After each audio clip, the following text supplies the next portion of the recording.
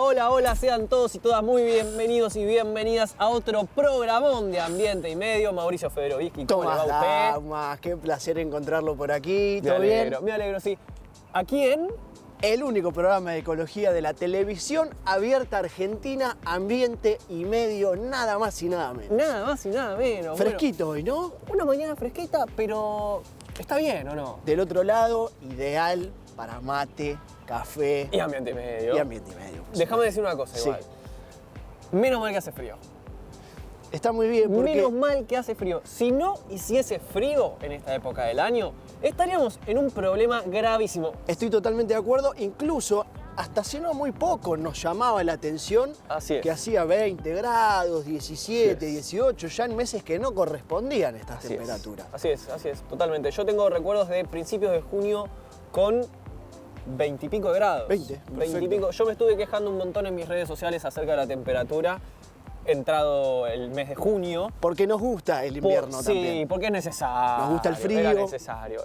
Las comidas de invierno. Uy, un guisito de lentejas. Las infusiones, bueno. Un tecito. Vamos con un programa de televisión. Un cafecito. Sí, vamos con el programa, por favor. Perfecto.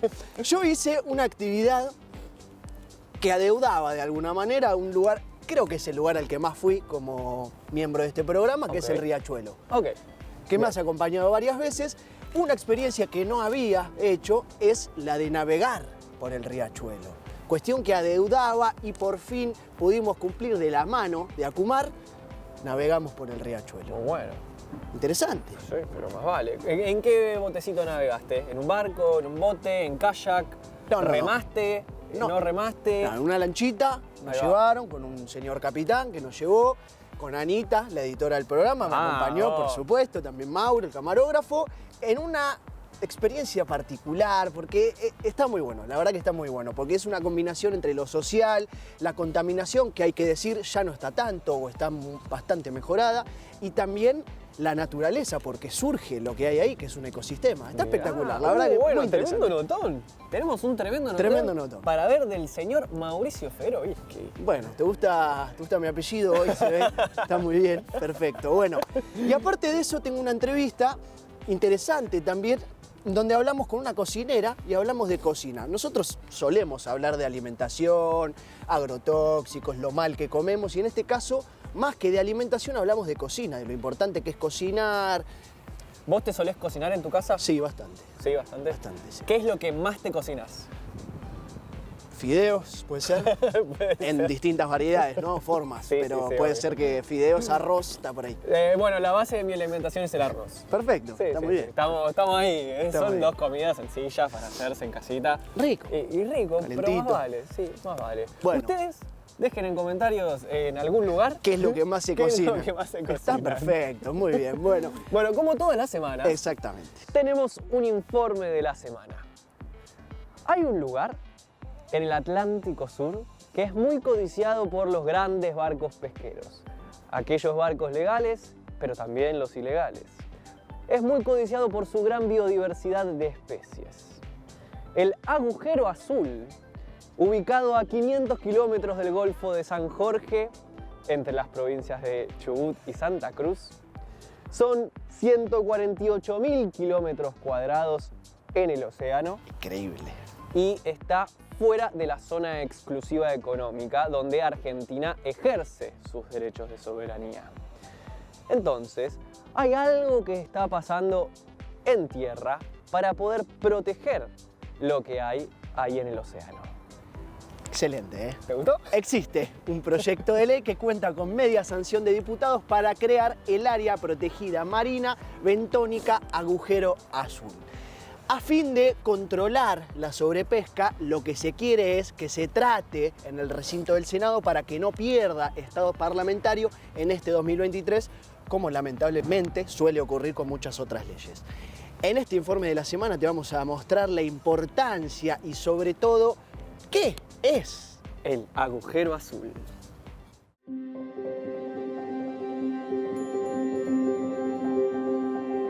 En el Atlántico Sur, un poco más allá de las 200 millas náuticas, existe una zona estratégica por su biodiversidad marítima extraordinaria, los preciados recursos de su suelo y los aportes a la investigación científica. Se trata del agujero azul.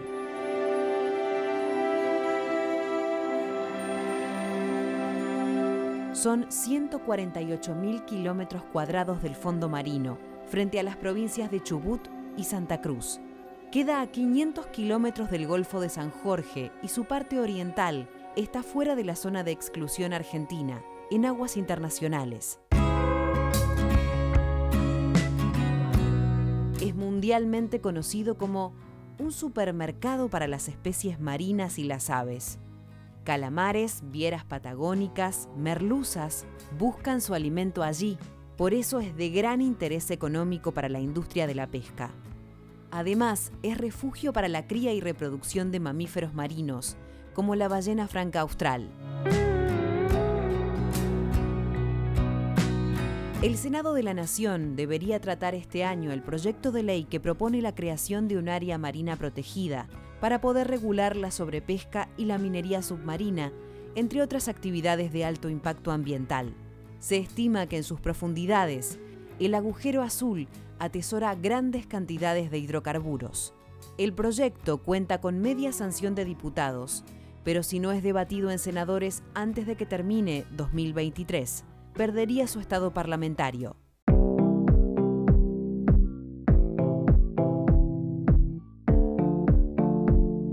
La situación de nuestro océano despierta intereses económicos y científicos, pero también es un desesperado llamado a la conciencia ambiental. Más allá de los esfuerzos internacionales, tener una ley nacional que preserve el agujero azul es fortalecer la soberanía argentina sobre el mar, asegurar la conservación y gestionar en forma sostenible los recursos para las generaciones futuras.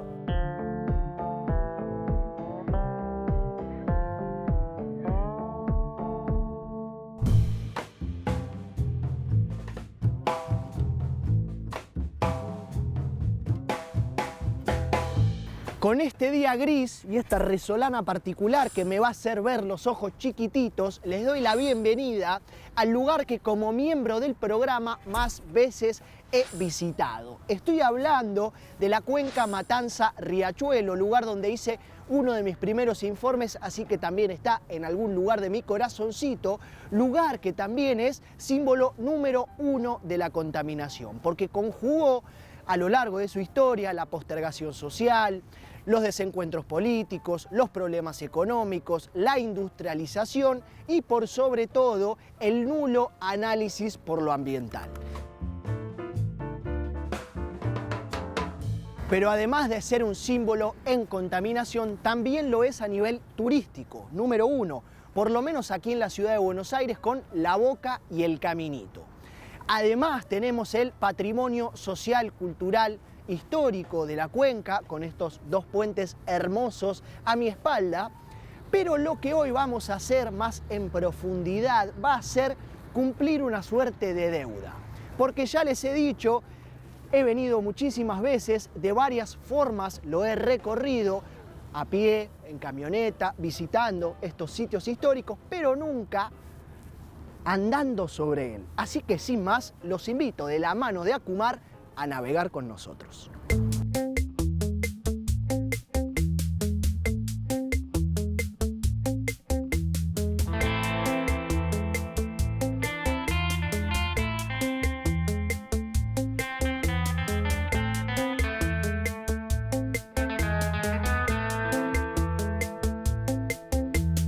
El 70% de la contaminación que vimos en la cuenca Matanza-Riachuelo a lo largo de 200 años tiene que ver principalmente con efluentes cloacales, generados por 4,5 millones de personas que viven y vivían, relocalizaciones mediante, algunas en proceso y otras concretadas, en los márgenes del río y que utilizaban al mismo como desagote. El 30% restante va de residuos materiales a principalmente desechos industriales de curtiembres, triperías, mataderos, embotelladoras, fabricantes de levaduras, graseras que han utilizado también al río como desagote y han provocado que este lugar se haya dicho que esté entre los 10 lugares más contaminados del mundo, algo que no se comprobó, pero que en definitiva Esto ha empezado a cambiar, porque uno mira imágenes de este lugar hace 15, 10 o 5 años atrás y es completamente distinto a nivel estética, pero también a nivel biodiversidad, porque hoy uno puede ver aves, hoy uno puede ver patos y eso significa que hay peces, entonces se arma un entramado de naturaleza que está buenísimo.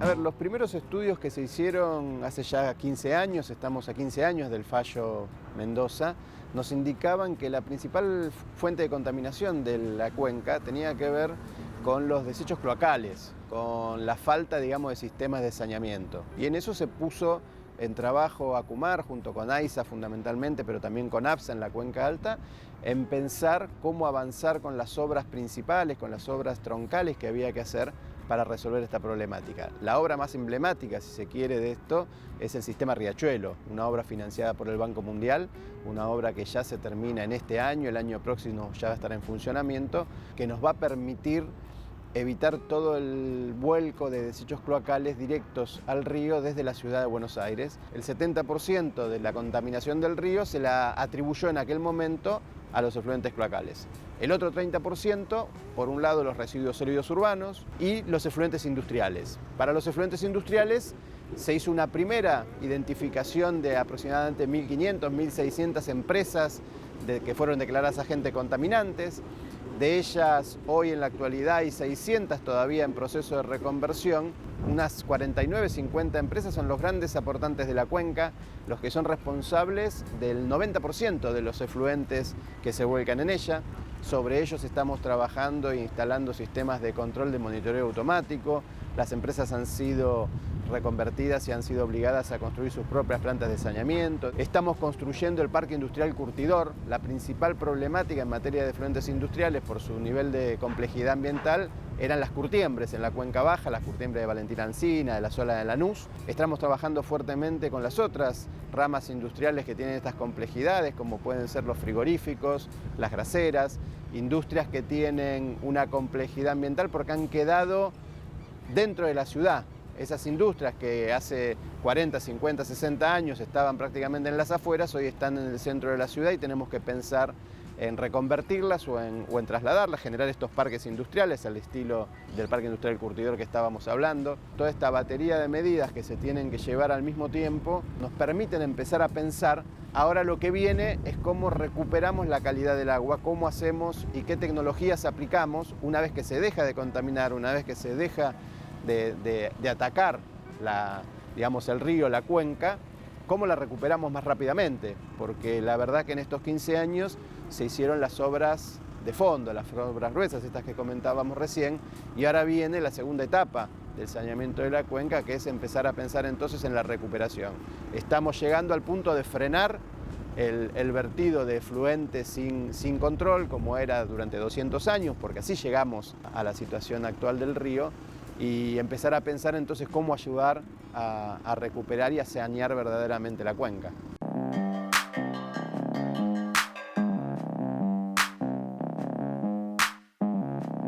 Como siempre, vale la pena hacer un poquito de historia. En el año 2004, un grupo de habitantes y vecinos presentaron ante la justicia una demanda contra el Estado Nacional, la Ciudad de Buenos Aires, la Provincia de Buenos Aires y 44 empresas para que recompongan al ambiente, para que se cree un fondo que pueda solventar los gastos de saneamiento de la cuenca Matanza-Riachuelo y también recomposición económica a sus habitantes por daños y perjuicios.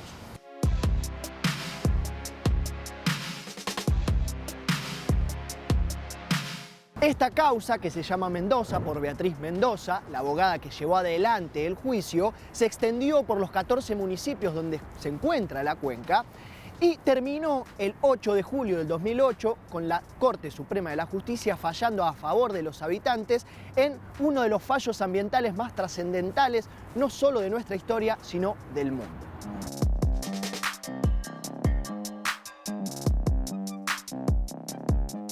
En este fallo, la Corte Suprema de la Justicia ordena y obliga a ACUMAR, el ente que regula todo lo que tiene que ver con la cuenca Matanza-Riachuelo, a mejorar la calidad de vida de su población, a recomponer el ambiente en todos sus niveles, agua, aire y tierra, y también a prevenir daños con suficiente y razonable grado de predicción. Yo soy de Racing, ustedes lo saben, cruzo ese puente que está ahí atrás domingo por medio para ir a la cancha y vivía también con mi madre a unas 25 cuadras, con lo cual soy muy familiar de esta zona y uno ha crecido con la sensación y sobre todo con los hechos de que pasaban y pasaban generaciones, mandatos, gestiones y esto no solo seguía igual sino que empeoraba.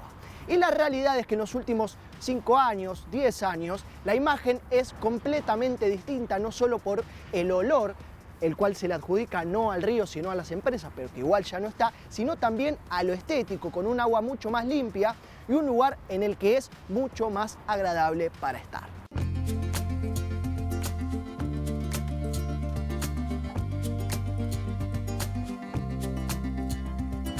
El río Matanza-Riachuelo tiene una extensión de 64 kilómetros, naciendo entre las localidades de General Las Heras y Cañuelas, en provincia de Buenos Aires, y desembocando en el Río de la Plata. Pero a su vez se ve alimentado por múltiples arroyos que a su vez también están contaminados, con lo cual a su vez también contribuyen a la contaminación del río Matanza-Riachuelo. O sea que la contaminación que vemos aquí no es solamente por parte de las industrias emplazadas en los márgenes, sino también por empresas que están lejos de acá, en arroyos que desembocan en este río.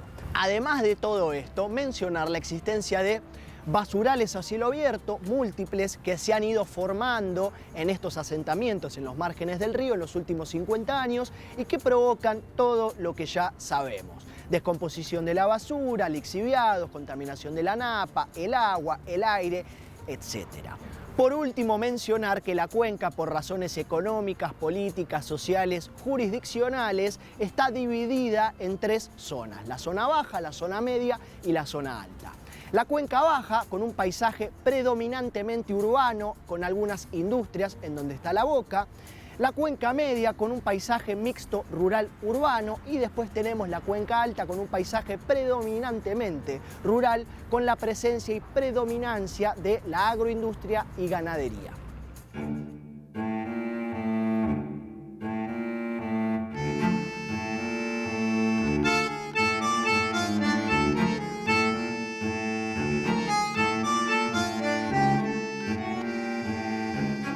Además de la cuenca Matanza-Riachuelo como polo industrial, también tenemos que pensar a la cuenca como uno de los puntos turísticos más visitados del país, que han dejado a su paso, de alguna manera, patrimonios culturales, patrimonios históricos, como por ejemplo, a mi espalda, el Coloso, como por ejemplo también los distintos puentes que van cortando al río Matanza-Riachuelo, como también al transbordador y distintos edificios viejos con arquitecturas particulares, que hacen que este lugar tenga un potencial turístico impresionante y que en este caso también va acompañado del saneamiento de Acumar.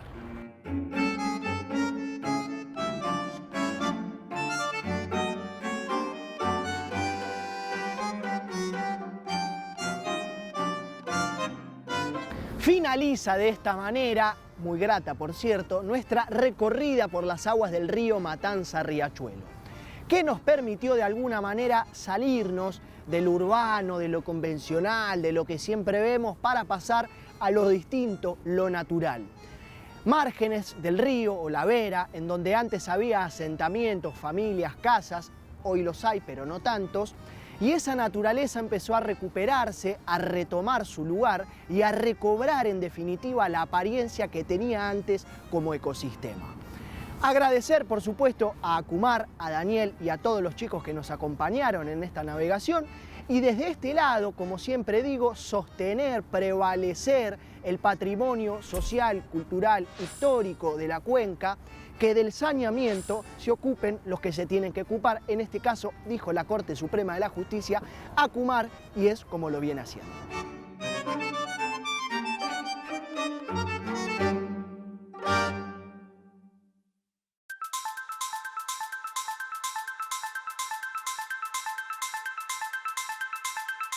Lucila Daffinotti es licenciada en Administración de Empresas Hoteleras y Gastronómicas. cocinera y pastelera profesional, profesora de conservación ambiental y reciclaje en la gastronomía. Estamos en el Ecoparque con Lucila, muchas gracias por acercarte, bienvenida, ¿todo bien? Todo bien, no, gracias a ustedes por invitarme. Por favor, muy entusiasmado, quiero decirte, por la charla que estamos por tener, porque en este programa seguramente el tema que más hablamos es alimentación, pero una cosa es alimentación y otra cosa es cocina, ¿no? Porque son dos charlas distintas. Primero preguntarte si siempre quisiste ser cocinera. No. Perfecto. No, la verdad que estudié una licenciatura en Administración de Empresas Hoteleras Gastronómicas y en un curso de manipulación de alimentos me di cuenta de que había encontrado lo que quería hacer Que era por ahí. el resto de mi vida. Sí, ahí. ¿Y la preocupación por lo ambiental? Y la preocupación arrancó bastante después de empezar a cocinar, con inquietudes de cómo gestionar o de ver todos los desperdicios, sobre todo que generaba yo misma produciendo. Y ahí me empecé a interesar y empecé a ser autodidacta, de buscar referentes o ver videos o entender cómo gestionar determinado residuo que se generaba en la cocina. Y bueno, y ahí empecé a deconstruir lo aprendido para construir, ¿no? lo nuevo, todo lo que ahora enseño. Bien sabido es, yo incluso he trabajado algún tiempo como barman y como barista, Mirá. no tanto en cocina, pero estás vinculado. Bien sabido es lo sacrificado que es el trabajo en gastronomía, lo duro que es.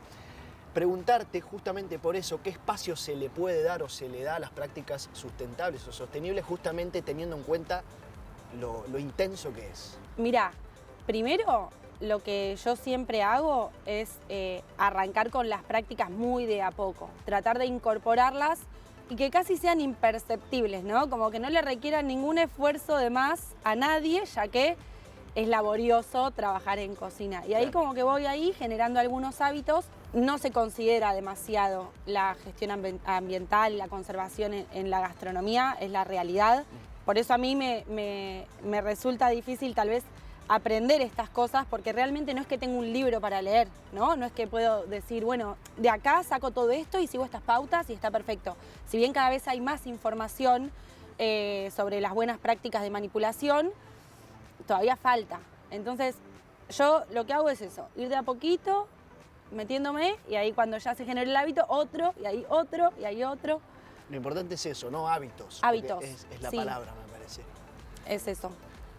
Quería preguntarte esto, ¿hay certificaciones, por ejemplo, de restaurantes, bares o algunos lugares gastronómicos que nos permitan a nosotros identificar que esos lugares cumplen con lo que pregonan, con lo que dicen que hacen?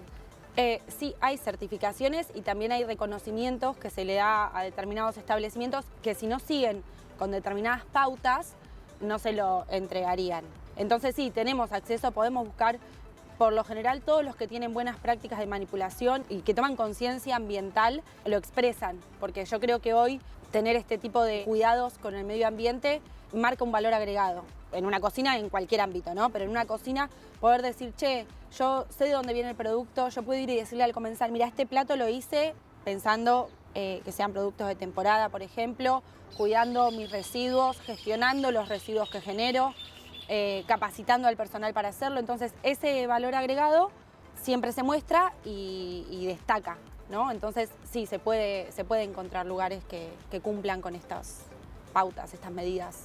¿En cuánto podrían reducirse los residuos gastronómicos? Mira, de porcentajes no lo sé. Bien. Sí se puede reducir. Mucho, empecemos por ahí. Empecemos porque un montón es una pavada, ¿eh? También lo podemos implementar en casa. El papel film, el uso del papel film para enfilmar un tupper, para guardar una preparación en la heladera. Cuando ese tupper tiene tapa, Acá, sí. por favor. Mi mamá parece... usa mucho el papel film, Bueno, hay que usar exponer, tapas. Hay que usar tapas. Tapas. Bien. Están las tapas, existen. Las tapas vienen con el tupper. O Bien. sea, ahí ya podemos reducir un montón. Papel aluminio, esto que te digo en todo lo que consume directamente el cliente, servilletas, cubiertos, vasos, botellas, latas, hasta cómo gestionar el aceite usado, comprar a granel para reducir todos esos empaques chiquititos, que por ahí es más difícil de que lleguen a una planta de reciclaje, ¿no? Entonces tener como ese tipo de conducta. ¿Es muy distinta o más difícil el reciclaje gastronómico en una cocina profesional que en nuestras casas? Depende, en realidad. Me parece que lo que pasa en las cocinas, primero es que no se tienen los hábitos. O sea, Bien. para arrancar, no hay hábitos. En segundo lugar, tampoco tenemos mucho espacio como para disponer de distintos tachos. Tal vez en una casa pase lo mismo. Pero yo tengo 100% comprobado, experiencia personal, que si uno se encarga 5 minutos de acomodar el cartoncito por un lado, el espacio se reduce un montón Se y es reduce. mucho más fácil. Es visible cómo Es se visible. reduce. Sí, es Y impresionante. de hecho, en la última cocina donde trabajé en una empresa de catering, generábamos bastantes residuos. Yo ya no trabajo más ahí. Hace poco me acerqué y me llevé una grata sorpresa al ver que donde yo guardaba los reciclables, porque era la única que me encargaba, se encargaban mis compañeros que todavía siguen en esa cocina y me mostraban, mirá, acá tenemos el cartón, acá Pusiste guardamos. una semillita. Exacto, y me Está bien. encantó. O reemplazar unos tetrabric de puré de tomate, tal vez por unas latas de aluminio o por unas botellas de vidrio. Contactar a un recuperador que pase por la zona y poder darle ese material ya separado desde el origen para que sea mucho más sencillo. Me parece que en la cocina falta tomar los hábitos, pero una vez que se incorporan nos damos cuenta que no es tan difícil. No es difícil directamente, se puede, pero me parece que es eso, los problemas, el espacio y la falta de información que nos atraviesa a todos, ¿no? Como que no importa si sos gastronómico, si trabajas en textiles, si no Cualquier importa lo que disciplina. hagas en cualquier disciplina, la falta de información es un problema, entonces no sabemos que es tan fácil. Bueno, pero creo que la idea tuya, mía por lo menos, es que eso sí se haga visible y que sepamos que realmente no es un cambio imposible y que si uno va incorporando hábitos de a poquito, se puede. Y muchos hábitos chiquititos de muchas personas hacen un impacto grande, me parece. Perfecto. ¿Te parece si hacemos una breve pausa? Y Por volvemos? favor. Seguimos con más Ambiente y Medio.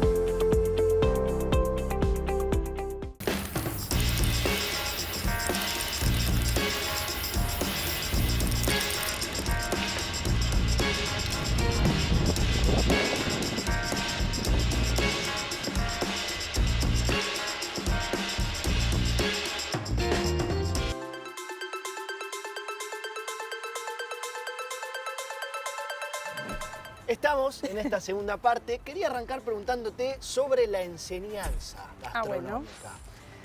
Justamente, ¿se le enseña a los estudiantes de gastronomía, de cocina, sobre prácticas sustentables? ¿Hay una inclinación hacia?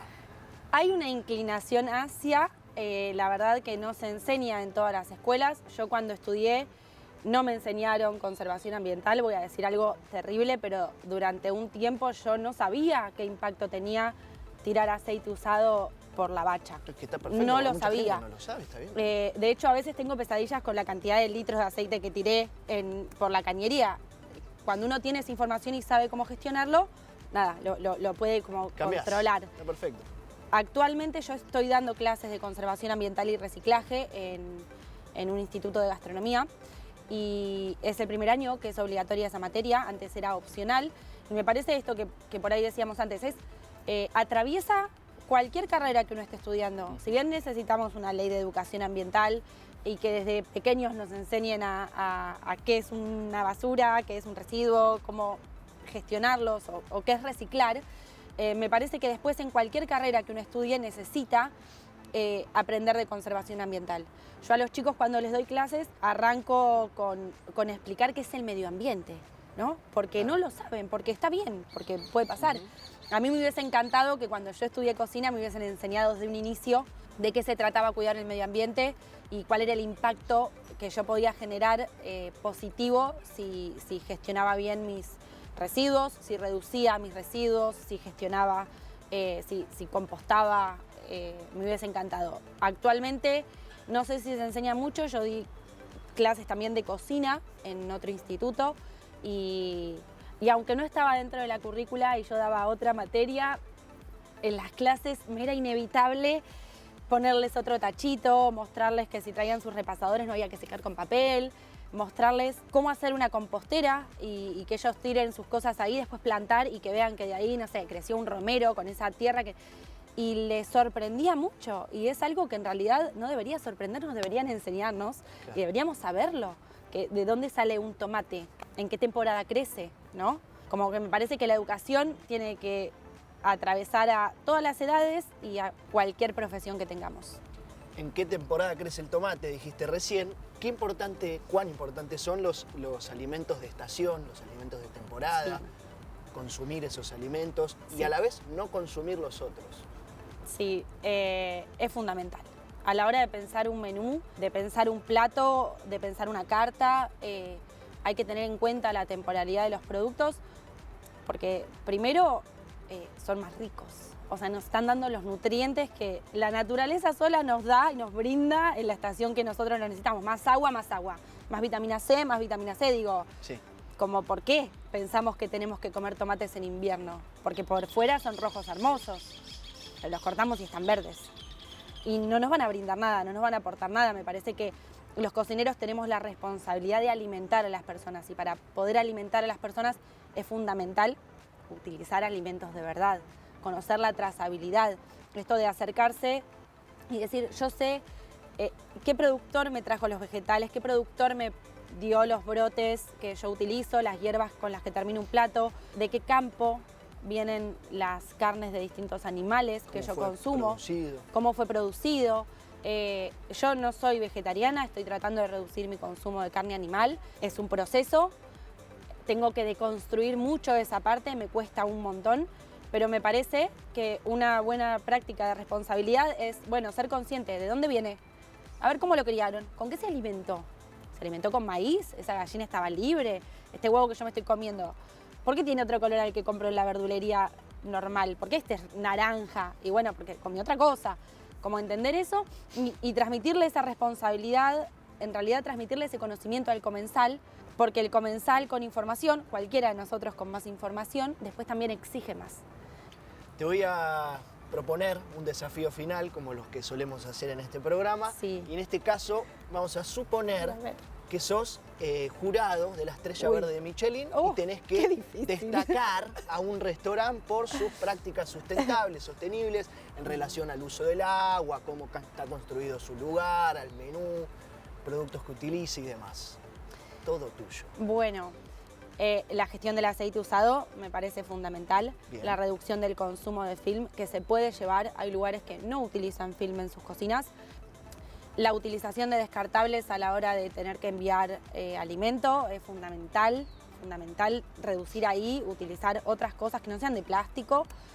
Incentivar al cliente a que venga con su tupper es también fundamental, como si eso se puede, ¿por qué no? Usar productos agroecológicos de temporada, ni hablar, saber la trazabilidad de cada uno de los alimentos que uno sirve en un plato, fundamental. ¿Y qué más? Buen ambiente laboral, clave, y Bien. Capacitación e información para que se puedan concretar todas estas cosas. El cuidado del agua también, pasa que si te pones a enumerar no paro, No pero sí, todas estas cosas que parecen básicas pero que no se hacen, bueno, eso va a tener mis 3 estrellas. Me parece un lindo mensaje, así que te agradezco por haberte Gracias a vos. acercado y nosotros seguimos con más Ambiente y Medio.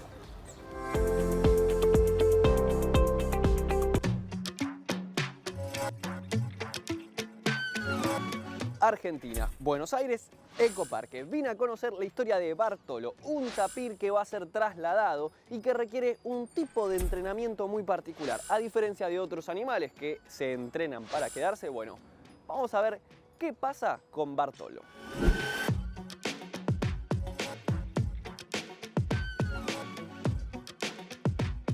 Martín, me comentabas antes que hay una serie de cuidados que se les hace a todos los animales del parque. ¿Cuáles vendrían a ser esos? Exactamente. A través de lo que es el entrenamiento en todos los animales del parque, nos ayuda a hacerles diferentes tipos de tratamientos, que son requerimientos veterinarios, y además hacerle un chequeo corporal, ¿sí? Podemos hacer, por ejemplo, extracción de sangre, radiografías, ecografías, todo esto son situaciones que nos van haciendo coordinar con los veterinarios en todo lo que tengamos que hacerle a los animales del parque. Son indicadores para saber si están bien, si están mal, si necesitan algo, si están Exactamente. enfermos. Bien, perfecto. Exactamente, de esta manera hemos procedido en los últimos, te diría, 10 años, con lo cual nos ha dado la posibilidad, primero el vínculo con el animal, que es súper importante. No se podría hacer nada si los cuidadores y los veterinarios no tienen un buen vínculo con el animal. Por eso estos entrenamientos son procesos muchas veces largos, es de entendimiento del animal, de cómo nosotros los vamos posicionando y haciéndole entender que todo lo que viene para el animal es en positivo, nada es en negativo. Bien. ¿Y con qué frecuencia se hacen estos estudios en general? Cuando lo requiera veterinaria, sin embargo, el cuidador se adelanta a todo ese tipo de proceso y lo hace de manera periódica.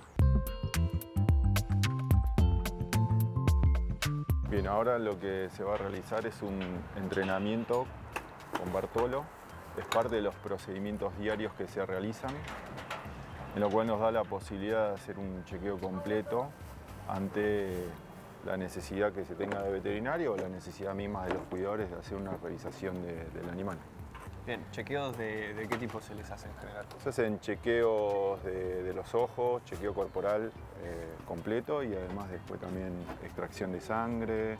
¿Y esto con el palo amarillo? Con el palo es lo que nosotros llamamos target, es decir, que se le indica al animal cuál es la posición que nosotros queremos que tome. Es como un extensor de nuestro brazo, tratando de no exponer quizás la mano en algunas situaciones. Sí, para esto lo que hace Cintia es darle de comer, sí, en ese sentido. Claro, como una especie de recompensa.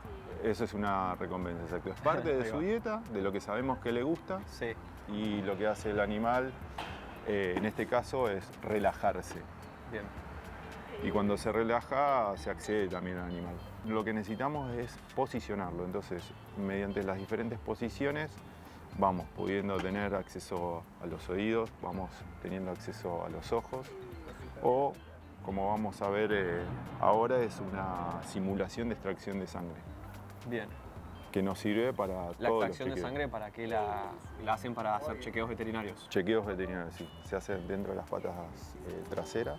Bien. Esto se maneja así a todos los tapires del parque.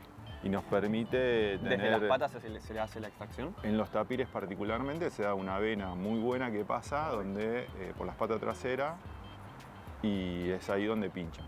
Esteban lo que hace ahora es desensibilizar, porque antes de pinchar se desensibiliza a todos los animales. Entonces primero... Con el tacto primero vas Exacto. sensibilizando, vas acostumbrando al animal Exactamente. Se va acostumbrando al animal a que eso, después con el pinchazo, no va a pasar absolutamente nada. Claro. Seguramente en ese momento Cintia le va a avisar al animal porque ya sabe que se viene un pinchazo. Es decir, no se trabaja a traición con ningún animal. Todo se le avisa. Bien. Nosotros también leemos al animal y vamos viendo si está queriendo colaborar o no. En el caso de que no quiera, no se lo obliga. Digamos, lo que se haría en el caso de que nosotros veamos que el animal se pone muy nervioso es abrirle de vuelta la manga y sale. Bien. Se vuelve a probar más tarde o se prueba el otro día. Bien. ¿Y hay algún motivo particular por el cual no quiera o por el cual esté inquieto? Puede ser un ruido externo que lo altera al animal. Acá estamos dentro de lo que es una ciudad. Palermo, Ciudad de Buenos Aires. No, puede pasar un helicóptero, Claro. ¿no? Tranquilamente, y el animal se puede alterar. Bueno, en ese caso se abre y el animal sale tranquilamente. ¿Y Bartolo va a ser trasladado? Sí, va a ser derivado. Están todos los tapires del parque están dentro de lo que es proyecto de conservación. Bien. Lo que tiene en particular Bartolo es que sí va a ser derivado dentro de los proyectos a algo que está vinculado dentro de la provincia de Jujuy. Bien. Vos me contabas antes que Bartolo, cuando llegó, conservaba comportamientos de silvestría. Bartolo lo que tiene en particular es que es muy activo. De todos los tapires del parque es el más activo, es el que más vinculación tiene con el agua. Digamos, nosotros podemos verlo, y sobre todo en el verano, en una tarde, va corriendo y se tira a la pileta. Bien. Es el que más interactúa con todos los enriquecedores que nosotros le vamos colocando. ¿A qué llaman enriquecedores? Son objetos que nosotros vamos colocando, con lo cual nos puede servir para ver el comportamiento del animal, es decir, podemos hasta generarle conductas al animal con los enriquecedores que nosotros querramos. Como para esto, para enriquecer su comportamiento y las dificultades que hay en la naturaleza. Exactamente. Como para que las tenga acá también. Exactamente. Bien. Esto es un enriquecedor. Exactamente, son objetos que se van armando. Esto tiene una aprobación por todas las áreas del parque. Bien. Y por supuesto después hay una planilla de aprobación porque se va observando al animal cómo interactúa con los diferentes enriquecedores que le vayamos colocando. Una vez que se han probado varias veces y vemos que la respuesta es buena, quedan aprobados. ¿Cuál es la comida? Es un pasto verde que también está aprobado por nutrición, que sabemos aparte de aquello que más le gusta al animal y es lo que le colocamos. Primero se estudia la biología de los animales, el comportamiento y por supuesto de qué manera se alimentan.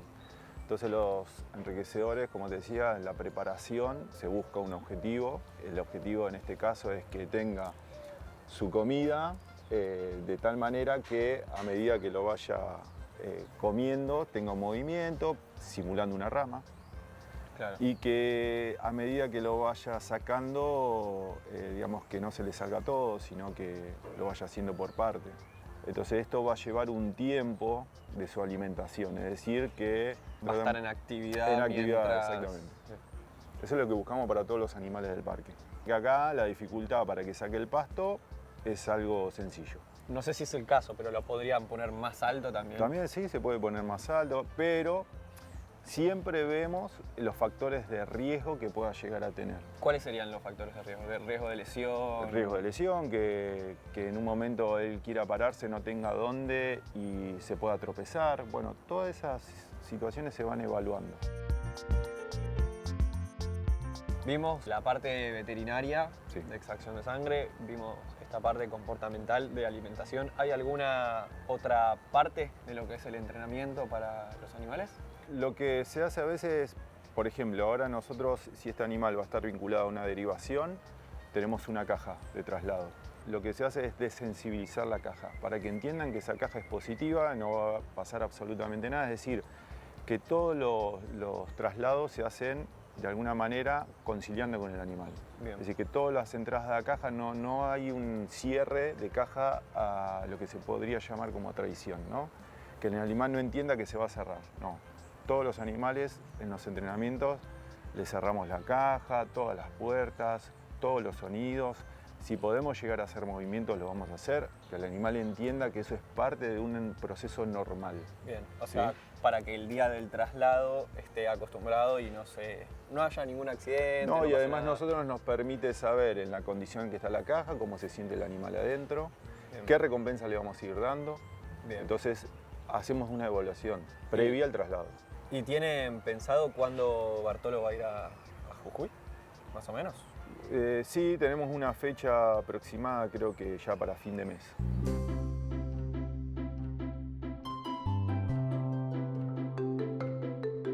Así es como nuestro amigo Bartolo se prepara y cómo lo cuidan para continuar su vida alejado de los ruidos de la ciudad de Buenos Aires, de este quilombo que hay por acá, ¿no es cierto? Va a continuar en Jujuy, probablemente mucho más tranquilo, y si hay algo de lo que vamos a estar seguros es de que va a estar bien.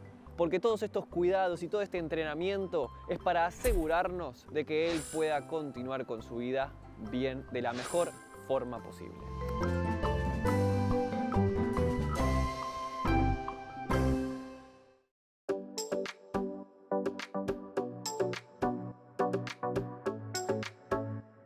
En nuestra región habita el famosísimo, tan querido y carismático jaguarete.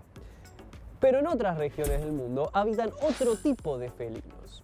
Por eso en el día de hoy les quiero recomendar el documental Felinos de África, donde nos vamos a adentrar en Kenia, más precisamente en la Reserva Natural Masai Mara, famosa por albergar un montón de cantidad de leones, de ñus, de hipopótamos y de básicamente un montón de fauna silvestre. El documental se centra en una familia de guepardos que siguieron durante 2 años. Así vamos a poder ver a Sita, la mamá de unos cachorros, de 5 cachorros, que tiene la ardua tarea de criarlos y hacer que todos sobrevivan en los peligros que hay en esta región. Porque más allá de las otras especies de animales, la misma especie a veces también puede ser una amenaza, ya que son especies territoriales y las distintas familias se pueden pelear por obtener el liderazgo de la totalidad de la manada y el terreno.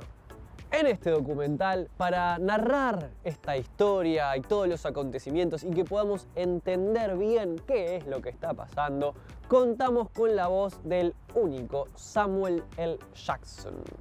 Además de contar con su voz, podemos contar con excelentes imágenes que se fueron tomadas a lo largo de estos 2 años siguiendo esta familia y vamos a poder observar no solo la belleza de esta especie, de estos felinos, sino también vamos a poder contemplar a todo lo que es la sabana africana. En esta historia llena de amor, de ferocidad, de miedo, de tensión, llena de sensaciones y llena de emociones, también vamos a poder conocer y investigar acerca un poquito sobre la migración de los ñúes, que es una de las migraciones más largas, más grandes que se hacen en todo el mundo. Así que ya saben, un buen plan, felinos de África. Y antes de que me olvide, vení vos para acá, nos tienen que seguir en las redes sociales, @Fundación Ambiente y Medio. Pueden volver a ver los programas enteros en YouTube y si no lo quieren ver enteros, tenemos todo segmentado, todo perfecto, porque es una gran página de YouTube a la cual se tienen que suscribir y la cual tienen que activar la campanita. Ahora sí, damas y caballeros, nos vemos la próxima.